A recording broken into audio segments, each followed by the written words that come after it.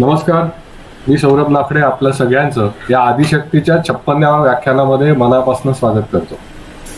तसेच मला मॅडमनी स्वागत करण्याची संधी दिली त्याबद्दल मी मनापासून आभार व्यक्त करतो। आज मी पहिला अग्निहोत्री मॅडम बद्दल बोलतो, नंतर आपण आदिशक्तीबद्दलही माहिती देतो।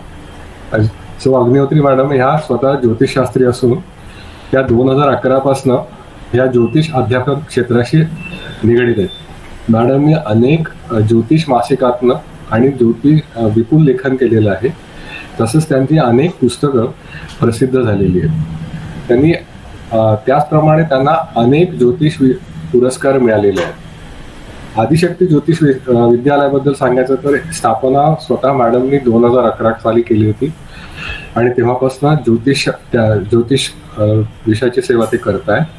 त्यामुळे या आदिशक्ती ज्योतिष विद्यालयामध्ये ज्योतिष विशारद, ज्योतिष पंडित, ज्योतिषशास्त्री, अंकगणित, झिबू सिम्बॉल्स, हस्तसामुग्री, स्विचवर्ड असे अनेक विषय शिकवले जातात। हे सर्व विषय स्वतः मॅडम शिकवतात। त्याचबरोबर एक विशेष असा क्लास घेतला जातो तो म्हणजे ज्योतिष फलादेश। हा क्लास शनिवारी 4:30 वाजता असतो। त्यामध्ये मॅडम प्रत्येक दिवशी काही कुंडल्या तसेच उपासना आणि फलादेश सूत्र समजून सांगतात। तर अशा पद्धतीने हा जे आता ज्योतिष अभ्यासक असतील त्यांनी हा जो आम्ही शनिवारी क्लास घेतो, मी पण त्या क्लासला येतो, तेव्हा त्या ज्योतिष फलादेशला जॉईन व्हा। ते तुमचेही जे ज्योतिषाबद्दल ज्या अडचण असतात त्या सगळ्या मॅडम तिथे सॉल्व्ह करतात। आणि मॅडम स्वतः अतिशय आध्यात्मिक असल्यामुळे एक वेगळा अनुभव तुम्हाला मिळेल। मी सगळ्यांना आग्रहाचे विनंती करतो की जे आता ज्योतिष अभ्यासक असतील आणि त्यांनी काही शिकलं तर त्यांनी हा क्लास नक्की जॉईन करा। मॅडम नमस्कार। आत्ता सौरभनी स्वागत केलेलंच आहे सगळ्यांचं। मी प्रथम श्री गणेशाला वंदन करून आणि माझ्या सर्व गुरूंना वंदन करून माझ्या व्याख्यानाला सुरुवात करते। आजचा माझा विषय आहे केंद्रस्थाने। तुम्हाला सर्वांना माहिती आहे की केंद्रस्थान म्हणजे 1, 4, 7 आणि 10 या स्थानांना आपण केंद्रस्थान म्हणतो।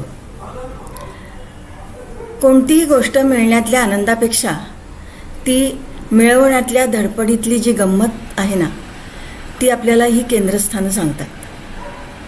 म्हणजे एखादी वस्तू किंवा एखादी गोष्ट आपल्याला मिळाली तर त्याचा आनंद संपतो, पण ती मिळवण्यासाठी आपण जी धडपड करतो तर ती धडपड आपल्याला खूप आनंद देऊन जाते।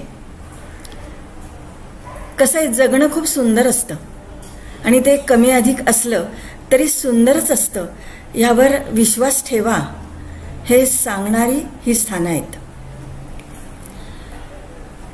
ते वामनराव पैंचं एक वाक्य आहे, तूच आहेस तुझ्या जीवनाचा शिल्पकार। ही सांगणारी ही स्थानं आहेत।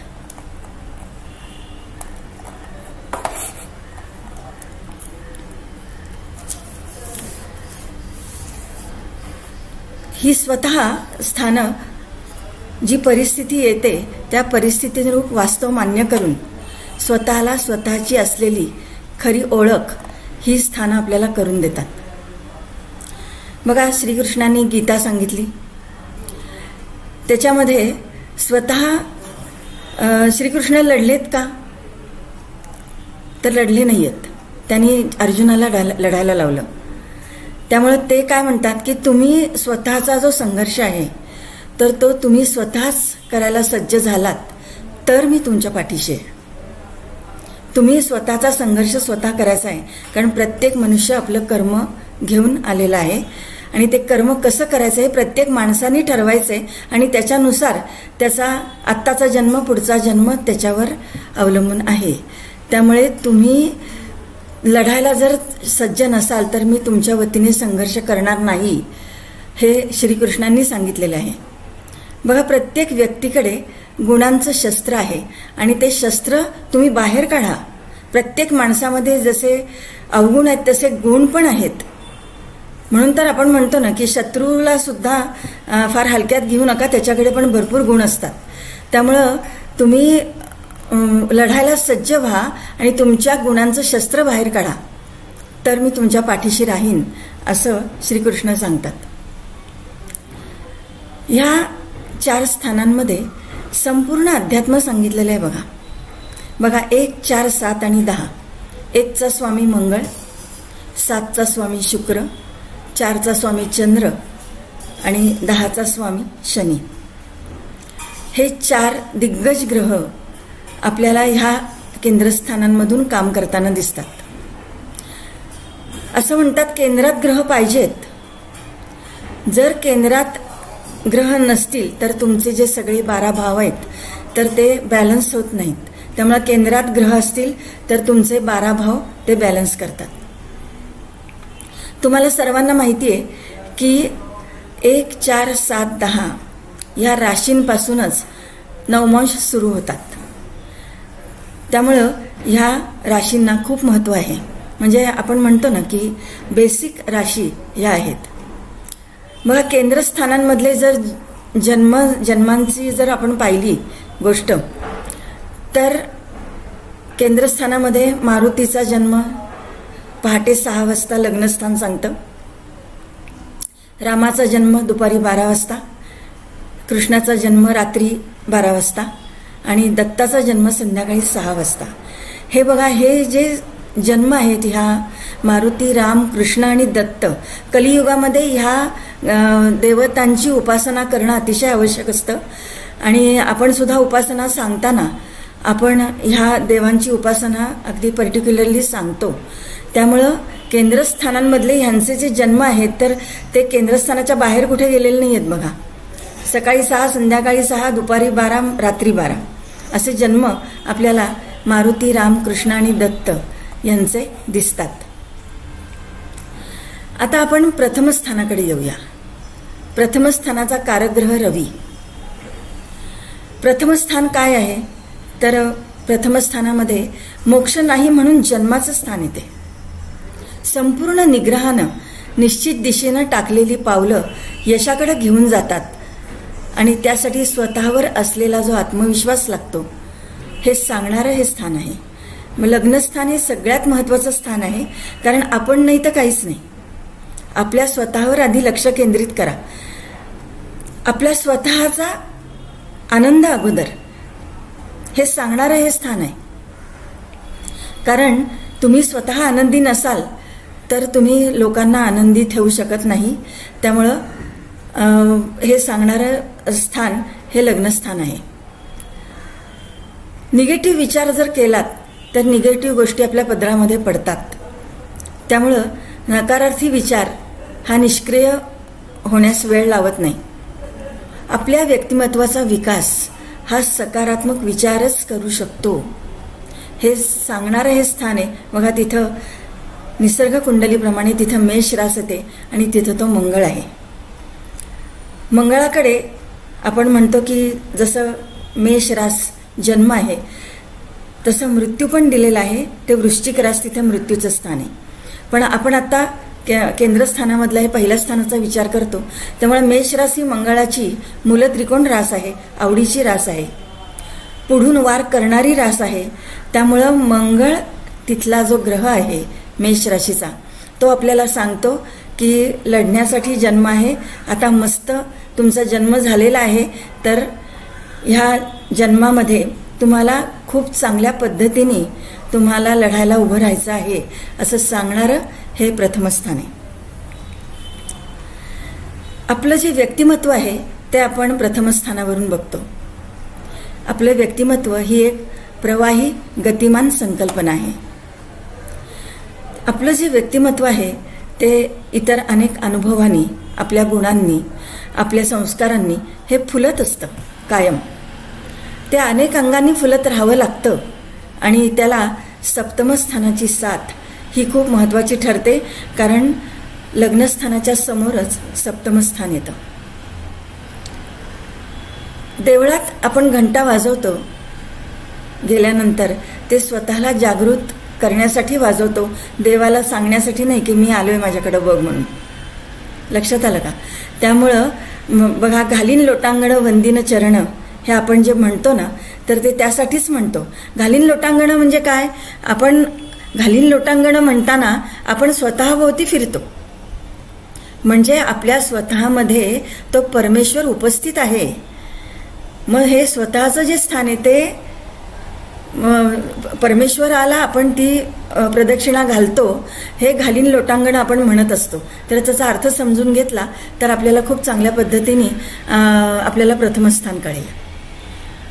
आपल्याला काही जर मिळवायचं असेल तर मी नाही तर कोण, आणि आत्ता नाही तर केव्हा, हे प्रश्न स्वतःला विचारून आत्मनिरीक्षण करून जगायला लावणारं हे स्थान आहे.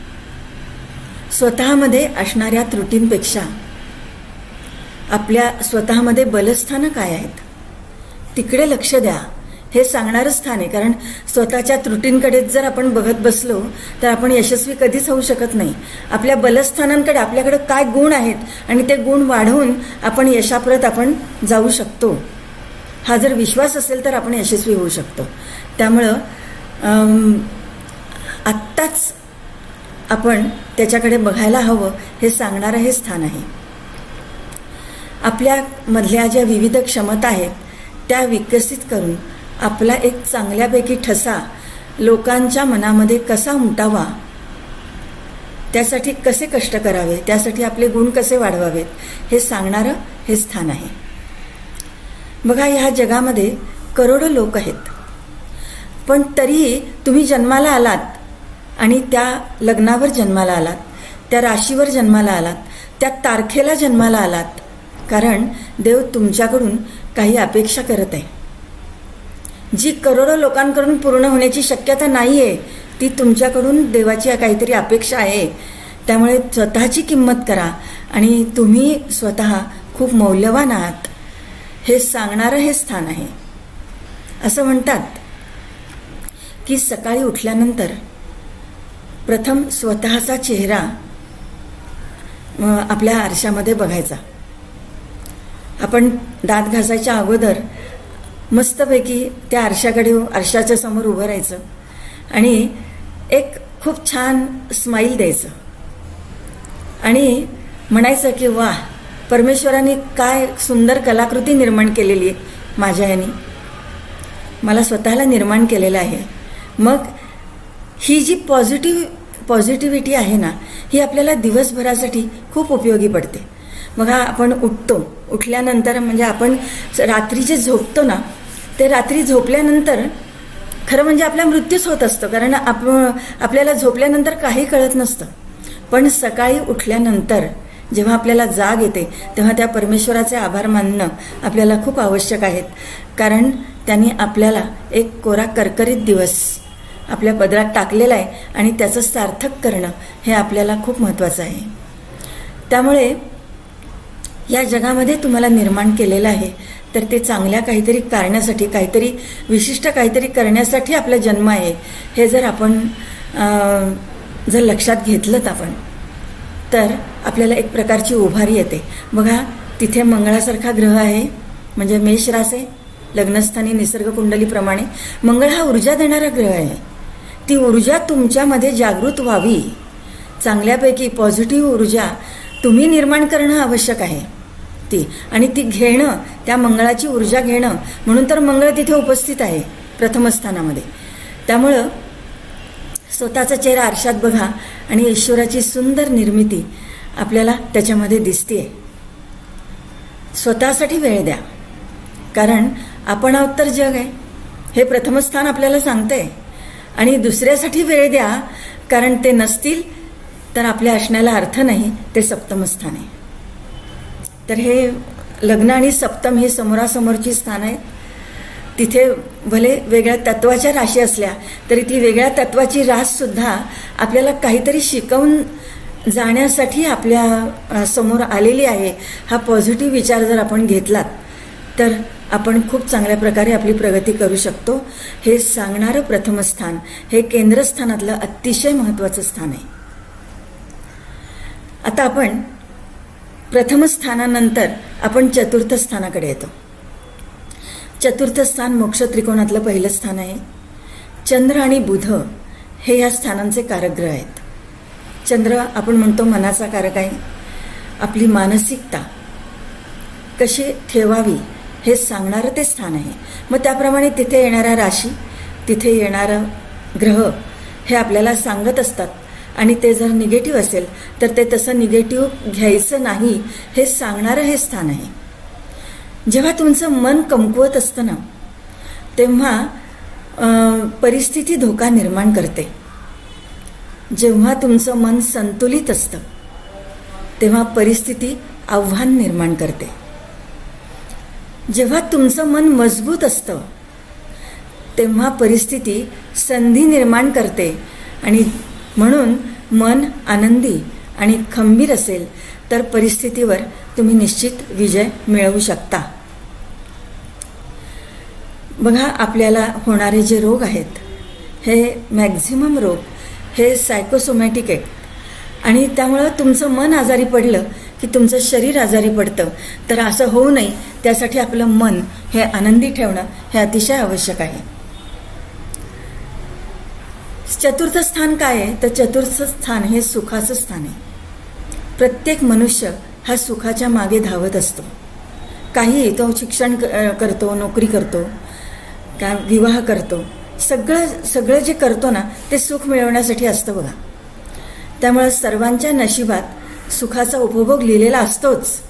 काहींना उंजळभर मिळतं तर काहींना रांजणभर मिळतं.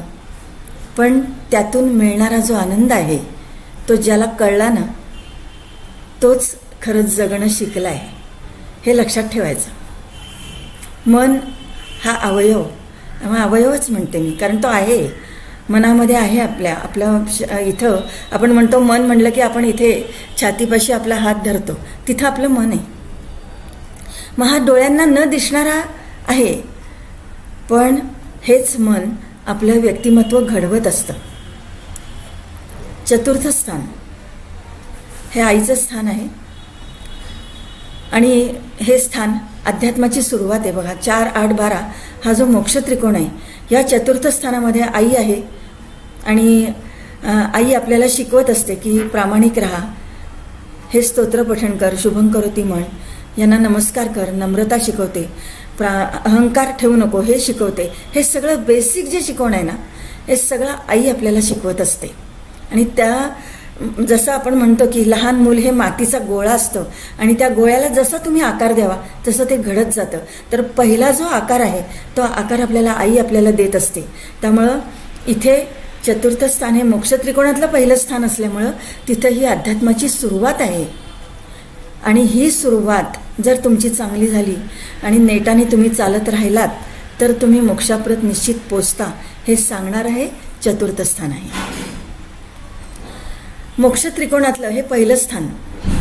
इथे काय नाही आहे, इथे प्रेम आहे, इथे भावना आहे, इथे रिलेशन्स आहेत, इथे हृदय आहे, इथे आतली स्थिरता आहे. आतली स्थिरता म्हणजे काय? हा आतली स्थिरता हा एक अध्यात्मातला एक वेगळा शब्द आहे बघा.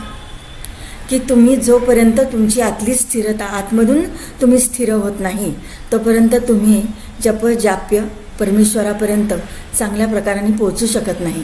ही आतली स्थिरता ही खूप महत्त्वाची आहे आणि हे आपल्याला चतुर्थ स्थान सांगतं.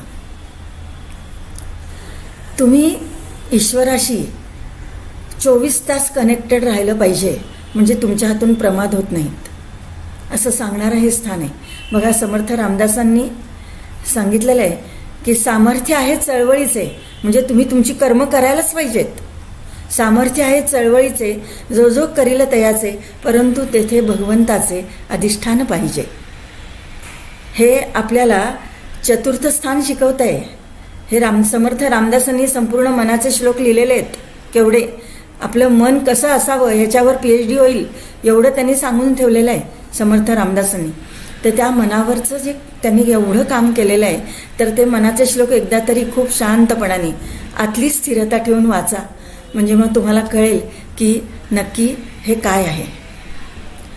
आता तुम्हाला जर शांत राहण्याची इच्छा असेल, बघा खूप लोकांच्या घरामध्ये सारखे वाद विवाद चालू असतात, तिथं कुठलाही मनुष्य शांत राहू शकत नाही. मग शांतीची इच्छा असेल तर प्रथम काय आहे, तुम्ही प्रथम इच्छेला शांत करायला हवं. तुमची इच्छा कुठून निर्माण होते? लाभस्थानातून निर्माण होते. म्हणजे बघा, चतुर्थाचं अष्टम आहे. लाभस्थान काय आहे? चतुर्थाचं अष्टम येतं की नाही? म्हणजे चतुर्थाचं अष्टम म्हणजे तिथं जर तुमच्या इच्छांचा मृत्यू तुम्ही केलात तर तुम्ही अध्यात्मामध्ये खूप चांगल्या पद्धतीने मोक्षापर्यंत जाऊ शकता. हे लाभस्थान 8वं स्थान म्हणून ठेवलेलं आहे. खूप गुप्त गोष्टी या चतुर्थ स्थानामध्ये आपल्याला पाहायला मिळतात. मनुष्य जन्माची 4 उद्दिष्ट असलेली ही केंद्रस्थानं आहेत बघा. 4 पुरुषार्थाचा प्रारंभ इथेच होतो. ब्रह्मचर्याश्रम, गृहस्थाश्रम, वानप्रस्थाश्रम आणि नंतर संन्यासाश्रम, असं आपण ही 4 पुरुषार्थ आपण बघतो. ही मनुष्य जन्माची 4 उद्दिष्ट आहेत आणि 4 पुरुषार्थाची प्रारंभस्थान आहेत 1, 4, 7, 10. हे 4 उद्दिष्ट साध्य करण्यासाठी आपल्याला प्रयत्न करावे लागतात आणि स्वकेंद्रित थोडंसं राहावं लागतं. त्यामुळे ही जी 1, 4, 7, 10 ही जी स्थानं आहेत ना, ही परस्पर पूरक आपल्याला दिसतात. चतुर्थ स्थान हे आपल्याला काय, आपण ज्या घरामध्ये राहतो ते घराचं स्थान आहे. त्यामुळे आपल्याला एक प्रकारची सुरक्षितता आपल्याला इथे मिळते. आपण सुरक्षित आहोत ही मानसिकता जर आपली असेल ना, तर आपण खूप गोष्टी चांगल्या करू शकतो. आणि आश्रय देणारं पण हे स्थान आहे. मग हे आश्रय काय आहे, तर जेव्हा परमेश्वर आपलं रक्षण करतो, ही जर आपली भावना असेल तर आपल्याला आणखीन सुरक्षित वाटतं. म्हणजे आपल्याला घरामुळे सुरक्षित वाटतं, हा बाह्य विचार झाला. आणि परमेश्वर माझं सगळं चालवतो किंवा परमेश्वर जे करील ते प्रमाण आहे आणि परमेश्वर माझं संरक्षण करणार आहे, ही जी भावना आहे, ही भावना आपल्याला हे चतुर्थ स्थान, तो आतला आवाज आपल्याला सांगत असतो. हे या स्थानांचं सार आहे. बघा, चतुर्थेश तृतीय स्थानी, षष्ठ स्थानी, भाग्यस्थानी आणि व्ययस्थानी शुभ संबंधित असेल तर व्यक्तीची जी प्राथमिक साधना आहे ती पूर्वजन्मी झालेली असते. त्याला मानसिक आधाराची आवश्यकता यावेळेस कमी भासते आणि पुढील साधना त्याला ह्या जन्मी करायची असते. त्यामुळं त्याचा जन्म असतो. हे आपल्याला समजायला पाहिजे. म्हणून मी प्रत्येक वेळेस क्लासमध्ये पण सांगते की आपली पत्रिका समोर ठेवा. आपण कुठपर्यंत आहोत आणि आपल्याला नक्की काय करायचं आहे हे आपल्याला आपली पत्रिका जर समोर दिसली तर आपल्याला करता येतं. चतुर्थ स्थान हे काय आहे तर बघा, सुखाचं स्थान आहे. आनंदात असण्यासाठी आणि सुखात असण्यासाठी आत्ताच्या वेळेपेक्षा दुसरी योग्य वेळ कोणतीही नाही हे सांगणारं स्थान आहे. आयुष्यात आव्हानं तर आहेतच, असणारच आहेत. म्हणजे आव्हानं म्हणजे काय, बरोबर समोर दशमस्थान ठेवलेलं आहे, कर्मस्थान समोर आहे. ते स्वीकारून आणि ते झेलतच आनंदी राहायचा निश्चय आपल्याला करायचा आहे हे सांगणारं चतुर्थ स्थान आहे. इथे अध्यात्माची सुरुवात आहे. बघा, अध्यात्म म्हणजे काय, तर अध्यात्म म्हणजे निष्क्रियता आहे का, तर अजिबात नाही. तो परमात्म्यावरचा विश्वास आहे. आणि संतांनी प्रपंचाचा विचार करूनच परमार्थाचं चिंतन हे करायला सांगितलेले. आता मी समर्थ रामदासांनी काय सांगितलंय याचं उदाहरण तुम्हाला दिलंच. व्यवहाराचं एक बेट आहे ना, ते दशमस्थान आहे, कर्म आहे तिथे. आणि आपल्याला कर्माचं स्वातंत्र्य हे पूर्ण दशमस्थानात आहे. म्हणजे कुणी असं म्हणू शकत नाही की माझ्या पत्रिकेमध्ये हा योग नाही म्हणून मी अमुक एक झालो नाही किंवा म्हणून मी प्रयत्न करत नाही. प्रयत्न हे शेवटपर्यंत करत राहिले पाहिजेत, कारण प्रयत्नांवरचा विश्वास तुमचा असायला पाहिजे. हे सांगणारं प्रथम स्थान आधी जन्माच्या वेळेचं स्थान आहे बघा. त्यामुळं दशमस्थानामध्ये तुमचं व्यवहाराचं एक बेट आहे, कर्मस्थान आहे. परंतु व्यावसायिक जगणं हे पूर्ण आयुष्य होऊ नये, त्या जगण्याच्या आतून वाहणारं एक जगणं असतं, ते म्हणजे चतुर्थ स्थान आहे. तिथंच खरं तर आपण जगत असतो. इथं मन आहे. बहिणाबाईंनी ह्याला जागेपणीचं सपान म्हणलेलं आहे. चतुर्थ स्थान म्हणजे मनाला. संवेदनांच्या जाग्या डोळ्यांनाच ते दिसतं, म्हणजे जोपर्यंत आपण आपला आतला आवाज जागा आहे, आपण जोपर्यंत जितके अंतर्मुख आहोत तोपर्यंत आपल्याला ह्या मनाचा आवाज हा आपल्याला चांगला कळतो. आपल्या आतलं जे थांबणं आहे ते जर आपल्याला कळलं ना तर आपण अंतर्मुख होतो. बघा, काही लोक अशी असतात, विशेषतः गोंदवलेकर महाराजांचे जे भक्त आहेत तर ते म्हणतात की कायम त्यांच्या तोंडामध्ये रामनाम असतं. म्हणजे असावं असं सांगितलेलं आहे गोंदवलेकर महाराजांनी. म्हणून मग ती स्मरणी आहे. म्हणजे एक ती अशी मण्यांची माळ असते, ती बोटात घालतात. ती पाहिली की असं कळायला पाहिजे आपल्याला की अरे आपण नाम विसरलोय घ्यायचं, की नाम सुरू होतंय. किंवा काउंटर असतो, त्या काउंटरला बघितलं तरी आपलं नाम सुरू होतं. हे असं नाम थांबलं म्हणजे काय, तर आपलं आतलं थांबणं येते. आपल्याला कळलं की आपण थांबलोय आणि तर आपण अंतर्मुख होतो आणि इथे आपलं नाम सुरू होतं. इथे चतुर्थात नेपच्यून सारखा ग्रह असेल तर तो नेपच्यून हा पण आध्यात्मिक ग्रह आहे. तो मनाच्या सूक्ष्म अवस्थेपर्यंत जातो. त्यामुळं चतुर्थातला नेपच्यून हा आध्यात्मिक भावना ही तुम्हाला खूप चांगली देतो. सुखाच्या आगमन क्षणीही दुःखाचा अल्बम चाळत बसलो तर सुखाची अनुभूती केव्हा. चतुर्थ स्थान सांगते सुख आहे ना, मी म्हणजे सुख आहे ना. मग सुख आहे तिथे आणि मी फक्त दुःखाचाच विचार करत बसलो तर मग सुखाची अनुभूती मला येतच नाही. समोर सुखच पडलेली आहेत पण मला ते घेण्याची हेच नाहीये, इच्छाच नाहीये. मग ती अनुभूती केव्हा घ्यायची. पत्रिकेतले ग्रह तिथं कोणतंही असोत पण आपण काय करायचंय हे कुणी ठरवायचंय, तर हे आपण ठरवायचंय. त्यासाठी समोर दशमस्थान कर्मस्थान ठेवलेलं आहे. कर्माचं स्थान दशमस्थान, कारण केवळ मनाचा एक कोपरा दुमडून एकमेकांच्या कौतुकात रमणं हे सुद्धा सुख, आनंद आणि छानपैकी उत्साह उमलत ठेवण्याचं स्थान आहे आणि ते आवश्यक असतं. चतुर्थ स्थानातले अगदी छोटे छोटे चिमुकले आनंद ज्यांना गोंजारता येत नाहीत ना, त्यांच्या बाबतीत बाहेरची कृष्णाष्टमी त्यांच्या घरात कशी बरोबर असेल. छोटे छोटे आनंद सुद्धा ते घेऊ शकत नाही. एखादा छान तो मुलगा जवळ आलेला आहे, बाबांना मिठी मारलेली आहे आणि बाबांनी त्याला असं हिसडून टाकलेलं आहे की चल आत्ता नको येऊ माझ्याजवळ. काय त्या मुलाला वाटत असेल. किंवा तो तुमचा आनंद आहे, त्याला मिठीत घेणं हा तुमचा आनंद आहे. तो आनंद जर तुम्ही उपभोगला नाहीत आत्ता तर तुमचं जीवन व्यर्थ आहे. किती वेळ लागणार आहे.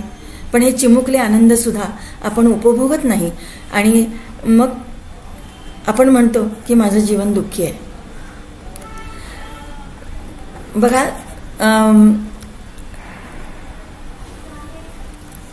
अनंत त्रुटींचं संमेलन म्हणजे घर आहे. घरामधली माणसं पिंडे पिंडे मतिर्भिन्ना आहेतच. म्हणजे प्रत्येकाचा स्वभाव वेगळा आहे, परिस्थिती वेगळी आहे त्या त्या वेळची. पण इथं कोणीच परिपूर्ण नाही आहे हे आपल्याला ज्योतिष शिकून कळतं.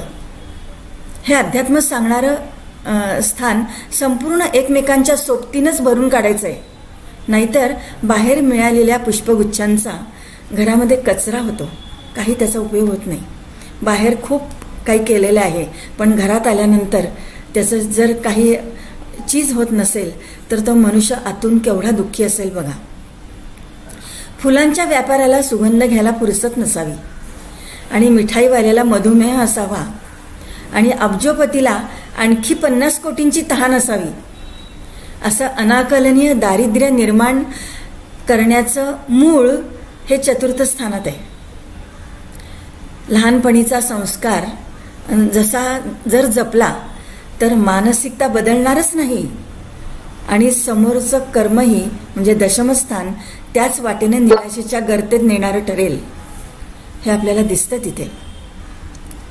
मग आता इथे काय होतं, हे जर आपण केलं नाही तर उतारावर ब्रेक तुटलेली गाडी चिंधड्या होण्याच्या क्षणापर्यंत आपल्याला वाटतं सुरक्षित आहे, तसं हे घरंगळत जाणं होतं. आपलं आतलं जग जर शांत राहिलं ना तरच बाह्य जगाची आवश्यक असलेली जी स्वस्थता आहे आपल्याला तर ती आपल्याला मिळते. इथे आपल्याला भावनिक समतोल मिळतो आणि कार्यक्षमता आणि निर्णय घेण्याची जी क्षमता आहे ती आपल्याला या चतुर्थ स्थानामधूनच मिळते. आतलं जग शांत करण्यासाठी रोज काही क्षण स्वकडे पाहण्याची सवय करा. जरा म्यूट करा स्वतःला, नाहीतर कारण रेकॉर्डिंग चालू आहे.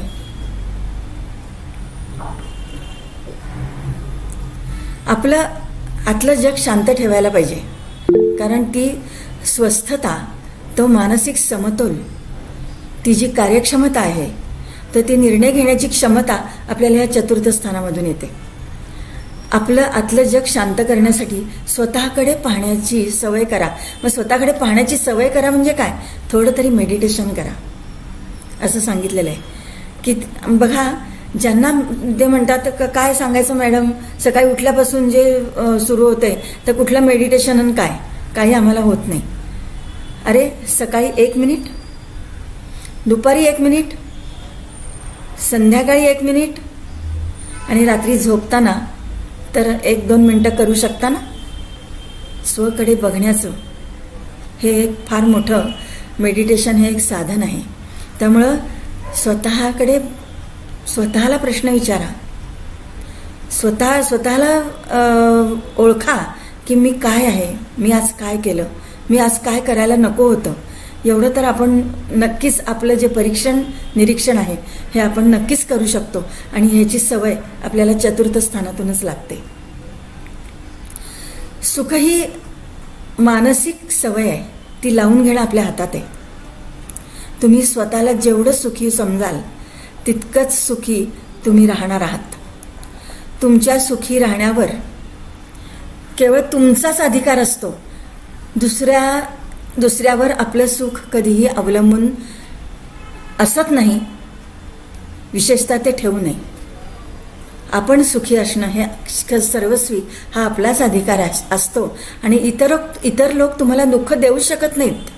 ही गोष्ट एकदा लक्षात आली ना की जगणं फार सोपं होऊन जातं. शांततेशी मैत्री करणं शिकायला पाहिजे. थंड डोकं आणि शांत मन हे सगळं सावरून घेतं. बघा, आपल्याला सगळं सावरून घेतं म्हणजे काय? आधी हे थंड डोकं आणि शांत मने आधी स्वतःला सावरून घेतं.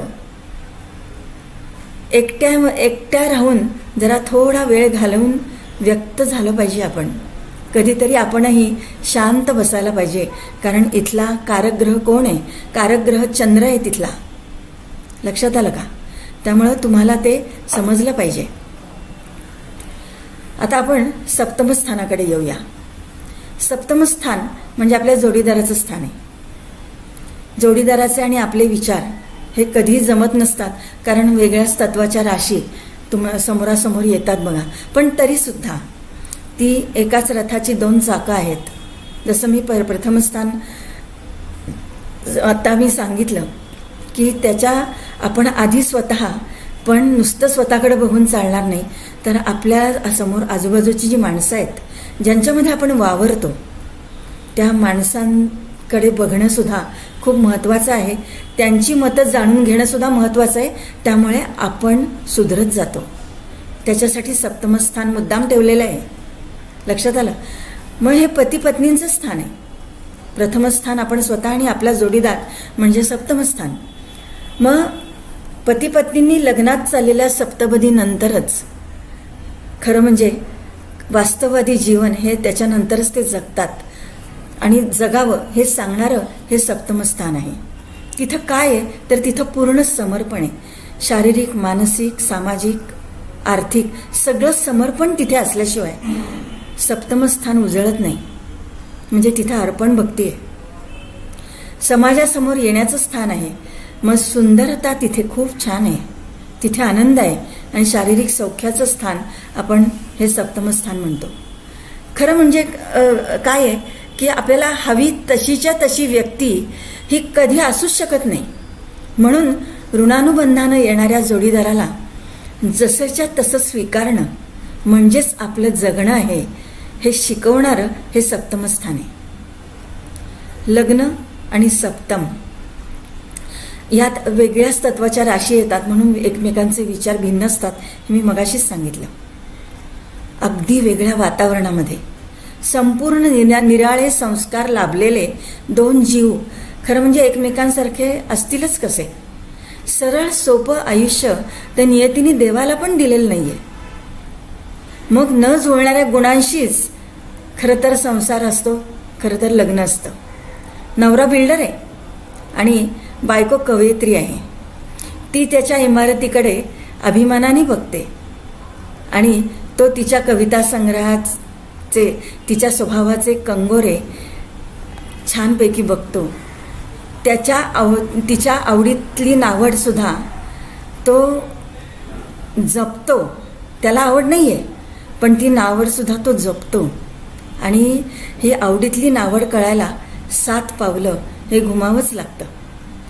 समोरच्याचं वेगळेपण सहज स्वीकारलं ना तर पहिलं विश्वासाचं पाऊल हे तिथं पडतं आणि नंतरची 6 पावलं ही सहज पडत जातात.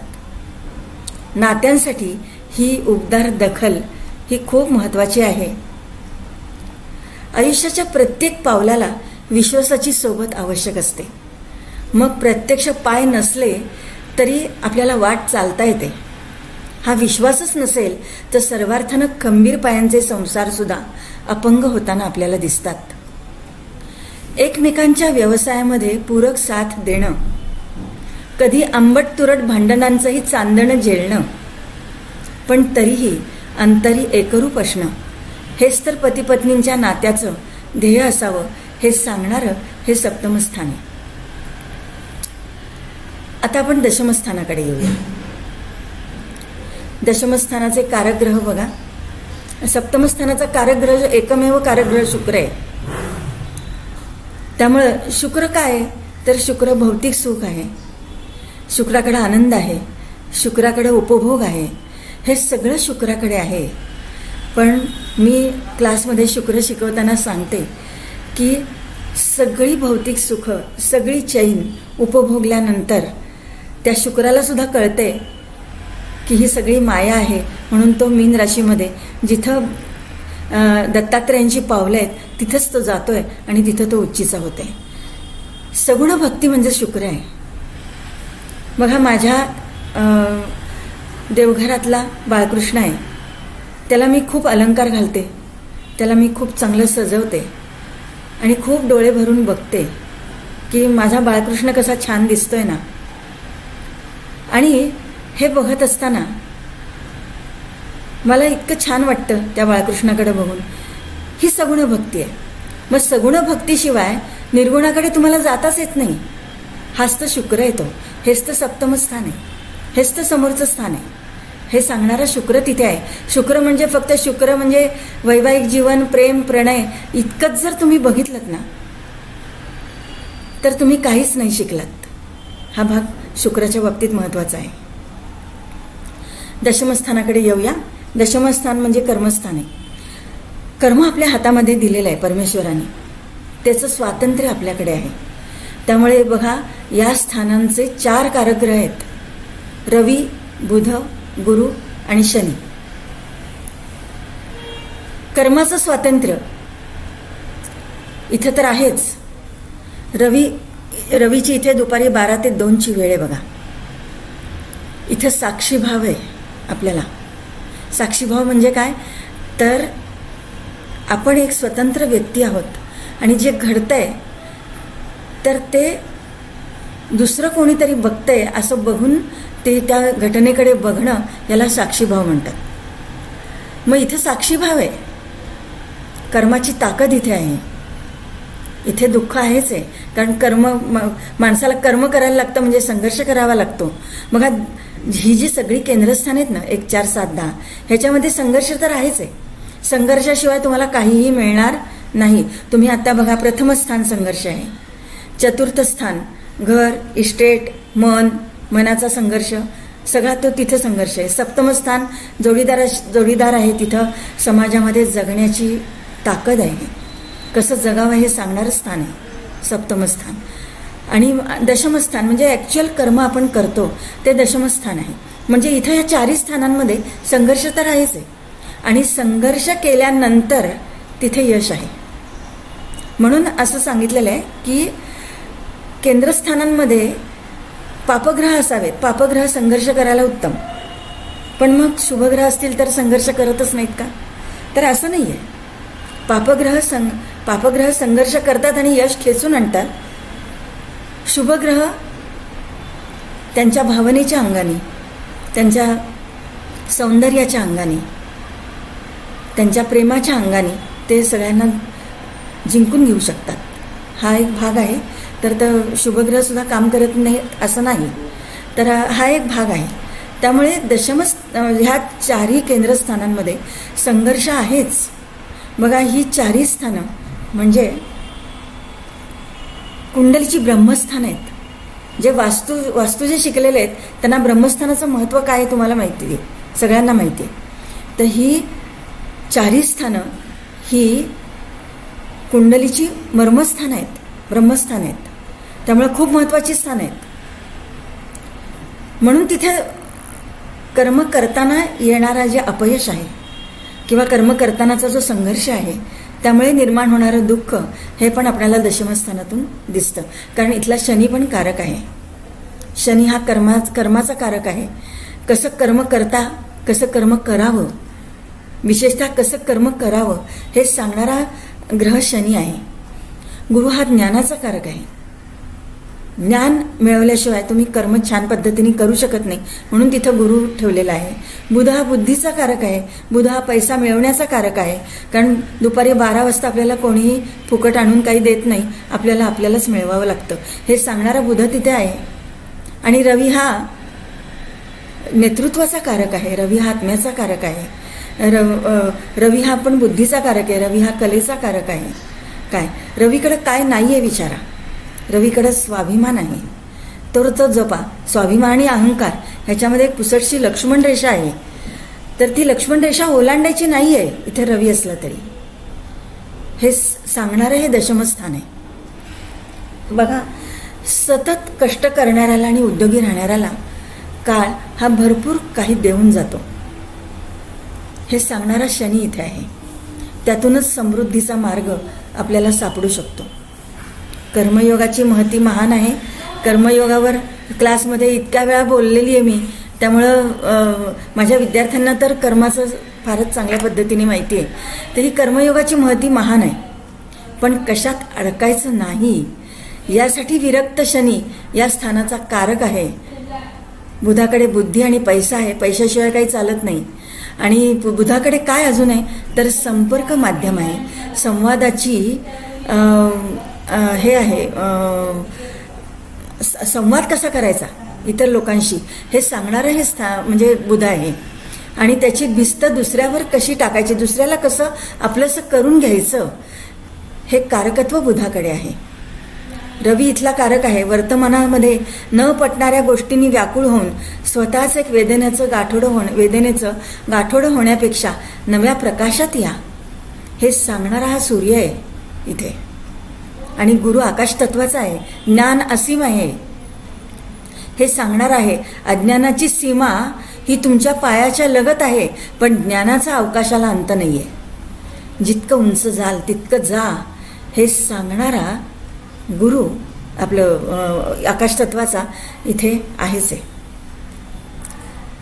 कर्माचं महत्त्व सांगताना हे स्थान आपल्याला सांगत असतं की पंख सर्वांना आहेत, याचा शोध न लागल्यामुळे आपण सरपटत आहोत. पंखाचा शोध लागला ना आपल्याला तर आकाश समोर आहे, चला उडा, उड्डाण करा हे सांगणारं हे स्थान आहे. कर्माच्या बीजातच दैवाची पहाट लपलेली आहे. काय, कारण त्याच्या मागेच भाग्यस्थान आहे बघा, दशमस्थानाच्या मागे. त्यामुळं ते लक्षात घेऊन आपल्याला कर्म करायचं आहे हे लक्षात घ्या. गुरु आपल्याला काय शिकवतो तर कामावरची श्रद्धा शिकवतो. बुध शिकवतो कठीण प्रसंग सुसह्य करायला कसं वागायला पाहिजे हे आपल्याला बुध शिकवतो. रवी काय शिकवतो की सकारात्मक विचार करा, सकारात्मक विचाराने तुम्ही यश मिळवू शकता हे. आणि तुमच्या वागण्यामध्ये, तुमच्या कर्मामध्ये तुम्ही सातत्य ठेवा, स्थिरता ठेवा. हे सांगणारा रवी, रवी रोज त्यावेळेसच उगवतो आणि त्यावेळेसच मावळतो, त्यामुळं सातत्य त्याच्याकडे आहे. हे शिकवणारा रवी हा इथला कारकग्रह आहे. मग शनीकडे काय आहे तर कुठल्याही ग्रहाकडे नाही, एवढी चिकाटी शनीकडे आहे. तर चिकाटी ठेवून माघार घेऊ नका. हे सांगणारा शनी आणि कर्म कसं करायला पाहिजे हे सांगणारा शनी हा इथला कारक आहे. आणि हे सर्व केल्यानंतर मानसिक शांतता ही आपल्याला मिळते. हे त्याच्या समोर चतुर्थ स्थान ठेवलेलं आहे. तिथला कारकग्रह चंद्र आहे, म्हणजे तिथं मन आहे आणि ते मन आपलं मग शांत होते. श्रीकृष्णाने गीतेत सांगितलंय की कर्मण्येवाधिकार असते मा फलेषु कदाचन. म्हणून या स्थानात फक्त कर्म आहे. तुम्ही फक्त कर्म करा, त्याचा लाभ हा त्यांनी दुसऱ्या स्थानात ठेवलेला आहे. त्यामुळं कसं आहे की जसं कर्म कराल तसा तुम्हाला लाभ मिळणार आहे. तर ते लाभस्थान हे वेगळं ठेवलेलं आहे. तुम्ही तुमचं कर्म अतिशय व्यवस्थित चांगल्या पद्धतीने छानपैकी करा, म्हणजे मग तुम्हाला लाभ त्याचा आपोआप मिळणार आहे. म्हणून कर्माचा संबंध लाभस्थानाशी ठेवलेलं नाही आहे, लाभस्थान म्हणून वेगळं ठेवलेलं आहे. अशी ही 4 स्थानं ही खांब आहेत, आपल्या जीवनाचे खांब आहेत. आणि ही 4 स्थानं आपण जशी जशी चांगल्या पद्धतीने फुलवत जाऊ ना, तसं तसं आपलं जीवन हे फुलत जात आहे. हे लक्षात ठेवायला पाहिजे. धर्म, अर्थ, काम आणि मोक्ष. मग असे मी पुरुषार्थ सांगितले. हे 4 अजून एक 4 हे पुरुषार्थ आहेत. आणि ह्या 4 पुरुषार्थांची प्राप्ती करून घेण्यासाठी ही जी केंद्रस्थानं आहेत ही सिद्ध आहेत, ही आहेत पत्रिकेमध्ये. ह्यांनी काय सांगितलेलं आहे याचा डीप अर्थ आपण शिकत असताना आपण जर जाणून घेतला तर आपलं जीवन हे नक्कीच सुसह्य होणार आहे. बघा, 1, 4, 7, 10 यामधलं प्रत्येक स्थान हे एकमेकांवर अवलंबून आहे. या 4 स्थानांमधला समतोल हा आयुष्याचा तोल साधून जातो. त्यामुळं ही स्थानं चांगली ठेवणं हे आपल्याच हातामध्ये आहे. ग्रहमान असू देत कसंही, ग्रहमान असतंच, कारण तो आपला परमेश्वरावर विश्वास असेल तर तो देईल, त्याच्यावर मला समाधान आहे. तेरे फुलों से भी प्यार, तेरे कांटों से भी प्यार. हे जर आपण परमेश्वराला सांगितलं तर तो आपल्या पाठीशी नक्कीच आहे. जगणं जगताना कित्येक गोष्टी मानवी तर्काच्या पलीकडे असतात, हे ज्योतिषांना पण चांगलंच माहिती. म्हणून आशेची पाऊलवाट ही नव्यानं धावत असते आणि त्याच्यावर आपण धावत राहायचं त्याच्यावर. त्यामुळं आपलं जीवन चांगलं आपल्याला घालवता येतं. ज्याला पुढं जायचं आहे ना, आयुष्यातला काही सूर साधायचा आहे, त्यांना अडथळ्यांचे पैंजण करून नाचत गात गात निघावं हे सांगण्यासाठी ही केंद्रस्थानं आहेत. इथे संघर्ष आहेच, पण अंतिम यशाचा किनारा आपण इथे नक्कीच आहे. म्हणून आनंदाच्या बिया पेरत राहा. अवचित एखादं लसलसतं सोप अचानक दिसेल आणि मग श्रमाचं वर्तुळ आपल्याला साधून जाईल आणि मग तो जो आनंद आहे तो आनंद आपल्याला वादातीत असेल. सुखाचा सुंदर अंकुर तिथे आपल्याला गवसेल ही सांगणारी ही स्थानं आहेत. नशिबातच नाही, ग्रहतारे साथ देत नाहीत असं म्हणणं खरंच चुकीचं आहे. जगताना आळस, निरुत्साह, निराशा, निंदा नालस्ती, व्यसनांधता ह्याला कुरवाळत बसलं तर हे दगडधोंडे आपल्याच पायावर आपण ओढून घेतो. त्यामुळं ते न करणं हे फार महत्त्वाचं आहे. केंद्रस्थानातल्या प्रत्येक स्थानामध्ये एक वेगळी ऊर्जा आहे, ती जाणून आपल्याला घ्यायलाच पाहिजे. तुमचं व्यक्तिमत्व जर सुधारलं तर तुमचं कर्म सुधारतं. समाजासमोर योग्य पद्धतीनं तुम्ही सादर होता आणि मग सुखाच्या दिशेनं वाटचाल आपली होते. रवीच्या भ्रमण मार्गाने जर या भ्रमण मार्गाने जर आपण गेलो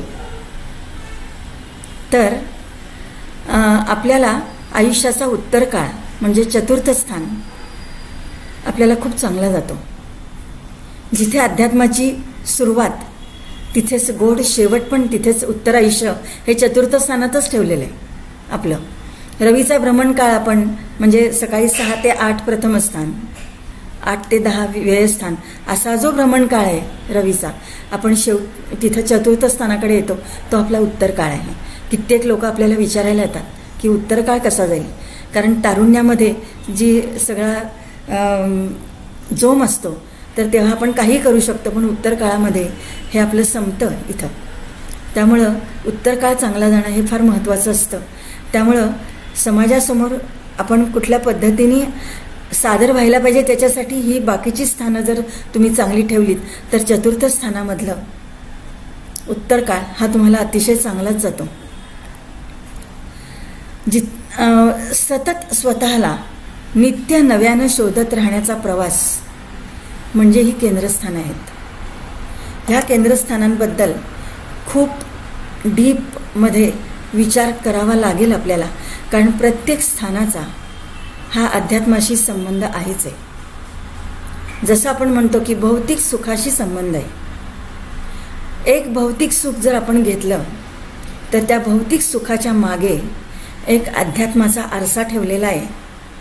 तिकडं जर थोडंसं वळून बघितलं तर हे 4 खांब आपण चांगल्या पद्धतीने चढू शकतो अशी ही केंद्रस्थानं आहेत. तर आजचं माझं हे 56वे व्याख्यान मी इथं तुम्हाला अर्पण केलं. केंद्रस्थानं ही अतिशय महत्त्वाची स्थानं आहेत, त्याच्याकडे डोळसपणे बघा एवढं सांगून मी थांबते. धन्यवाद. नमस्कार. आज आपल्या सगळ्यांच्या लाडक्या गुरुवर्य सौ अग्निहोत्री मॅडम यांनी आत्ताच आपल्याला त्यांच्या ओघवत्या भाषण शैलीत रहस्य केंद्रस्थानांचे या विषयावर अतिशय सुंदर असे मार्गदर्शन केले. या अतिशय माहितीपूर्ण भाषणात त्यांनी आपल्याला आपल्या जीवनाचे आपणच कसे शिल्पकार होऊ शकतो हे अतिशय छानपणे उलगडून सांगितले आहे. प्रथम स्थान सांगताना त्यांनी आपण स्वतः कसे असावे ते सांगितले, तर चतुर्थ स्थान सांगताना आपली मानसिकता कशी ठेवावी याबद्दल विवेचन दिले. सप्तम स्थान सांगताना संपूर्ण समर्पण भावनेने जोडीदारास स्वीकारून जीवनात व समाजात आनंदाने कसे पुढे जाता येईल ते उलगडून दाखवले. व शेवटी परिस्थिती आणि ग्रहस्थिती कशीही असली तरी आपण आपले कर्म नेहमीच चांगले ठेवावे, म्हणजे त्या अनुषंगाने येणारे लाभ आणि शेवटी मोक्षप्राप्ती आपल्याला मिळू शकते हे त्यांनी आपल्यापुढे मांडले. हा अतिशय अवघड विषय अतिशय सोप्या भाषेत आपल्याला समजावून सांगितल्याबद्दल आपल्या सर्वांतर्फे मी अग्निहोत्री मॅडमचे आभार मानतो. या उपक्रमाचे स्वागताध्यक्ष सौरभ सर व आपल्याला टेक्निकल सपोर्ट देणारे अश्विन सर यांचेही आभार मानतो. आणि या ज्ञानवर्धक सत्रात आपण सर्वांनी मनापासून सहभाग घेतल्याबद्दल आदिशक्ती ज्योतिर्विद्यालयातर्फे आपण सर्वांचेही आभार मानतो. धन्यवाद. धन्यवाद. मी मीटिंग थांबवते. धन्यवाद मॅडम. धन्यवाद मॅडम. छान. Thank you madam. धन्यवाद. धन्यवाद. छानच. धन्यवाद मॅडम. खूप छान. थँक्यू. धन्यवाद मॅडम. धन्यवाद. धन्यवाद.